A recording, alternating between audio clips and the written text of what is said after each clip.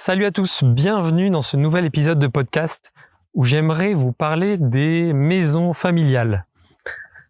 Il y a beaucoup de personnes qui ressentent de la pression, autant au niveau mental que financier, à conserver des maisons de famille. Et ça peut être un gros souci par rapport à son bien-être. Donc j'aimerais vous montrer une façon différente d'appréhender les choses et de se libérer de ce poids si c'en est un pour vous. Voici la grande question. Pourquoi 98% d'entre nous parcourons notre unique vie sans vivre nos passions ou nos rêves ? Seuls 2% le font et ce n'est ni grâce à la scolarité, l'argent, les parents ou l'intelligence. Ce sont nos habitudes qui nous définissent. Quelles sont les plus efficaces pour devenir ce que j'ai appelé un libre-preneur, un acteur de sa liberté pour choisir sa vie ? C'est la question de ce podcast et je vous donne les réponses. Mon nom est Marc-Antoine Richard. Bienvenue dans la tribu des libre-preneurs. Alors, parlons des maisons de famille. Tout un sujet. Et je vous enregistre en même temps ce premier podcast en me baladant dans la nature. Donc voilà, c'est un test. J'espère que l'audio sera de qualité suffisante. Donc pour en revenir à notre sujet, les maisons de famille, peuvent être un véritable piège mental ou financier. Je vais vous prendre mon exemple, puisque quand j'étais petit, j'ai passé beaucoup de mes vacances dans justement une maison de famille du côté de mon père, dans laquelle si j'en étais le propriétaire un jour, j'aurais été, je crois, la 12e génération à être dans cette maison. Donc voilà, quand on commence à compter les générations, ça commence à en dire long sur l'importance de la conserver dans la famille.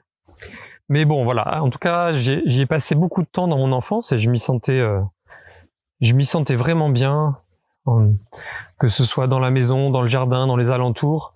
C'était une grande maison à la campagne, dans le département de la Creuse. Et voilà, être en pleine nature, c'était vraiment très bien pour moi et j'adorais ça. En tout cas, mon désir, c'était de vivre dans un endroit où je me sente bien. Et je me disais que cette maison correspondrait bien et j'aimerais la conserver. J'aimerais conserver cette maison dans la famille.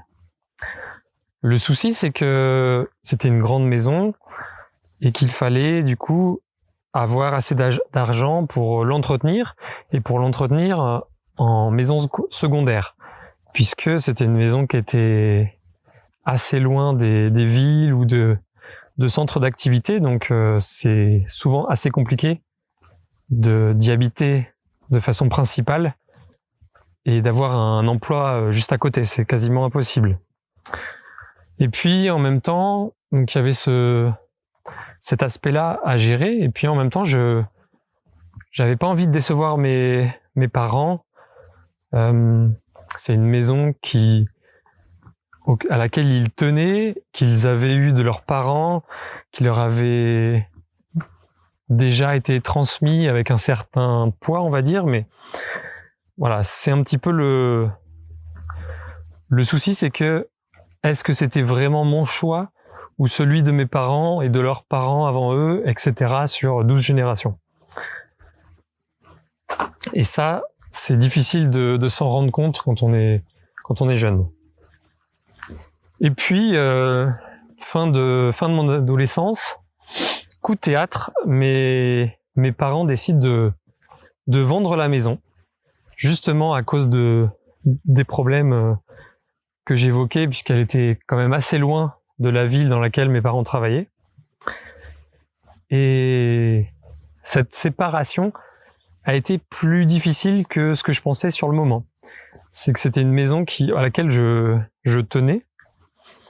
Et ce qui est marrant, c'est que pendant longtemps, je faisais mes rêves, une grande partie de mes rêves se déroulaient là-bas, même 10 ans après.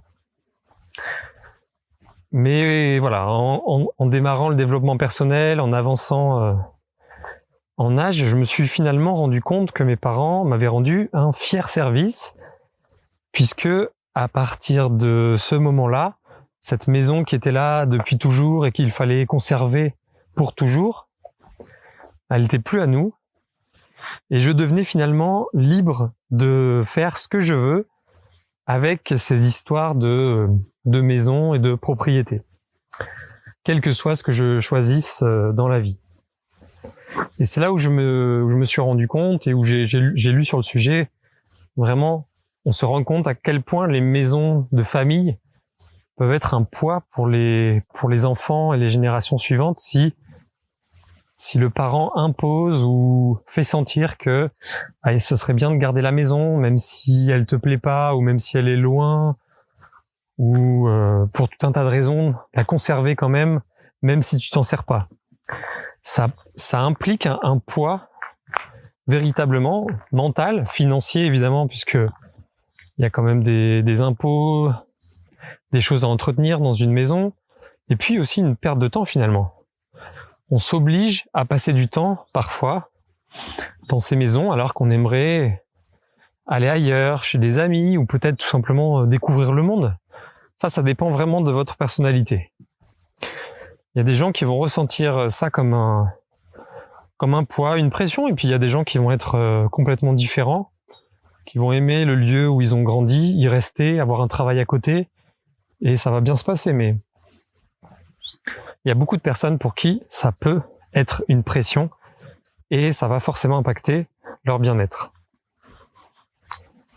Donc voilà, finalement, j'ai eu cette chance-là et je me suis dit, bah voilà, je suis libre sur ce plan-là. Donc je vais tester de vivre dans des endroits différents. Maintenant, je peux aller n'importe où. Où est-ce que je peux vivre? Il y a forcément d'autres endroits, hormis cette maison, où je vais me sentir bien, que ce soit dans la maison, dans la région.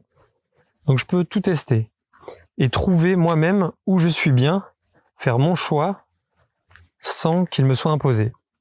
Et il existe tellement de lieux, que ce soit en France ou partout dans le monde. Aujourd'hui, on a l'opportunité de pouvoir se déplacer quand même assez facilement et de trouver des emplois partout, notamment avec le web évidemment, mais même en tant que salarié. Et l'idée, c'est, si c'est une pression pour vous, c'est de ne pas se laisser enfermer là-dedans. Parce que oui, c'est important toute cette pression familiale, c'est important d'y faire attention pour ne pas blesser ses parents ou des proches, mais ça reste leur choix et vos choix sont aussi importants et ils doivent réussir à le comprendre. Après, on a un biais ou un défaut supplémentaire en France, c'est qu'il y a un très fort attrait à acquérir la propriété dans notre pays. C'est au niveau culturel ou même au niveau politique, c'est vraiment mis en avant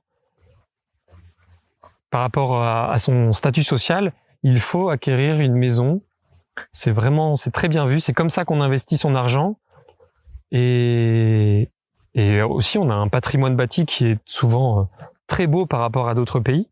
Donc, il y a beaucoup de pression sur l'achat, la conservation de propriétés immobilières en France. Et voilà, il y a une forte incitation et c'est vrai qu'on a souvent tendance à garder ou à acheter des maisons plus grandes que ce qu'on a besoin pour le statut social par rapport au regard des autres, alors qu'on aurait besoin de moins. Et c'est vrai que quand on compare avec d'autres pays où ils changent beaucoup plus facilement de maison, où ils investissent pas forcément uniquement dans l'immobilier, mais aussi dans d'autres supports comme des actions ou dans des entreprises, on a un fort biais là-dessus. Donc il faut vraiment savoir que si vous ressentez ces pressions-là, c'est certainement que ça vous ne convient pas. Et donc entre les maisons de famille et ce biais culturel, c'est difficile de s'en sortir, mais tout ça, ce ne sont que des pressions, ce ne sont pas vos choix. Donc voilà, c'est pas, entre guillemets, ce n'est pas important. C'est des choix que l'on essaye de vous imposer par différents biais. Donc du coup, voilà, ce qui est important, c'est de revenir à vous, ce qui est important pour vous, de faire vos choix à vous et pas les choix de vos parents ou des générations à venir ou des politiques. Qu'est-ce qui est important pour vous, votre bien-être? Donc changer d'angle, appréhender différemment tout ce patrimoine bâti, ce n'est que des biens et ce n'est pas votre bien-être. Ce qui compte, c'est votre bien-être et c'est l'immatériel. C'est votre mental qui détermine énormément de choses. Et c'est pas ce que vous allez posséder. Donc voilà, il y a beaucoup une aura très forte là-dessus en France sur l'immobilier, mais si vous voyagez un peu, vous verrez certainement des choses un petit peu différentes. Et voilà, on met beaucoup de place là-dessus en France et c'est un peu dommage. Alors, on a eu de la chance avec ma femme puisque donc moi j'ai été un petit peu libéré finalement par mes parents, par la vente de mes parents de ma maison de famille. Et puis ça a été la même chose du côté de ma femme puisque là dernièrement ils ont vendu une maison à laquelle elle tenait énormément, mais pareil qui impliquait énormément de frais financiers, beaucoup d'implications en termes de temps. Voilà, il fallait aller passer nos vacances là-bas, sinon on se sentait un petit peu mal. Donc, on a la chance d'avoir eu cette libération sans que ça vienne de nous. Donc évidemment, c'est beaucoup plus facile quand le pas doit être fait par nous, par vous. Ça implique forcément beaucoup plus de blocage et de courage. Donc voilà. Du coup aujourd'hui, on est libre et on a choisi une région là, le Vercors, qui nous plaît beaucoup. Et au lieu d'acheter une maison un petit peu comme tout le monde et de se laisser embarquer dans des frais, on a acheté un appartement très fonctionnel pour notre situation actuelle qui nous correspond bien pour les quelques années à venir. Et on pense voilà que c'est le bon choix pour nous. On s'y sent très bien en tout cas. Donc ça permet cette liberté-là, mais c'est toujours très dur. C'est vrai que là, de voir les maisons qui se construisent autour, les amis qui prennent des grandes maisons, ça, alors peut-être moins ma femme, mais en tout cas moi, ça me donne toujours envie. J'ai cette envie. Je sens que c'est culturel. La grande maison, c'est quelque chose. Il y a un poids, il y a quelque chose qui me retient de ce côté-là, dont je me libère petit à petit. Et là, jusqu'à présent, voilà, on a bien tenu. On fait nos choix par rapport à notre bien-être, par rapport à notre besoin, et ça nous libère de l'argent pour des projets qu'on a tous les deux. Ça nous libère du temps. Ça nous permet la liberté de bouger et une future liberté de changer si on le veut. Donc voilà, essayez d'y penser comme ça. Et moi, j'ai toujours ce rappel de cette maison de famille et de ne pas se laisser enfermer financièrement. J'ai comme ce garde-fou un petit peu qui, je pense, me protégera des éventuelles envies futures. Et puis, je pense aussi à mes enfants. J'ai surtout pas envie, et ma femme aussi, on n'a surtout pas envie d'imposer la conservation d'un bien, l'obligation d'aller dans cet endroit-là. Si plus tard, voilà, on a une grande maison et que on a envie qu'elle soit conservée, non, on pensera avant tout à ce poids-là et de le libérer finalement, comme nos parents l'ont fait en le voulant ou pas, mais ça permet de libérer les enfants de problèmes supplémentaires. Et puis, on peut pas ignorer que en France, il y a aussi pas mal d'impôts et du coup, ça peut être problématique aussi pour la transmission. Ça peut impliquer des frais de succession très élevés. Il y a même des enfants qui sont obligés de s'endetter pour conserver les biens ou les problèmes des parents. Donc voilà, pensez-y, pas uniquement pour vous, mais aussi si vous avez des enfants pour plus tard. Même si c'est pas simple, ça peut être une grande libération de faire ces pas-là, d'avancer dans cette direction-là, et de faire ces choix et pas ceux de nos parents ou d'autres personnes ou d'autres tendances. Donc voilà, c'est votre vie, et si vous avez ce besoin de liberté qu'on a, en tout cas moi et ma femme, ça peut être une libération assez intéressante pour vous d'aller dans ce sens-là.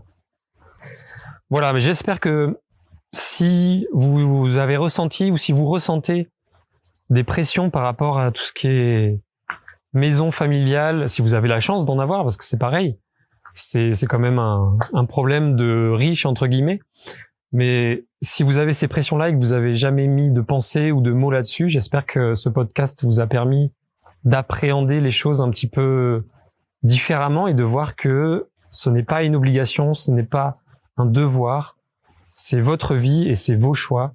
Donc vous pouvez vous libérer de ce poids-là, et soit vos proches comprennent ou pas, mais en restant dans l'explication et en mettant en avant votre besoin, vous pouvez vous libérer de ça, et ça pourra même libérer ce poids-là pour vos enfants ou même pour d'autres personnes autour de vous si vous avez des frères et sœurs.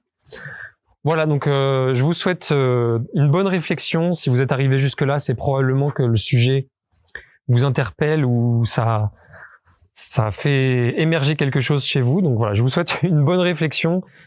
Ayez du courage, c'est votre vie, votre bien-être. Et je vous dis à très bientôt pour le prochain épisode de podcast. Ciao! Si vous souhaitez découvrir et mettre en place des habitudes adaptées à votre profil pour atteindre la vie de vos rêves, rendez-vous sur libreneur.com pour démarrer gratuitement votre première quête. Vous serez immergé dans une histoire avec ses apprentissages, ses défis et ses récompenses. À tout de suite!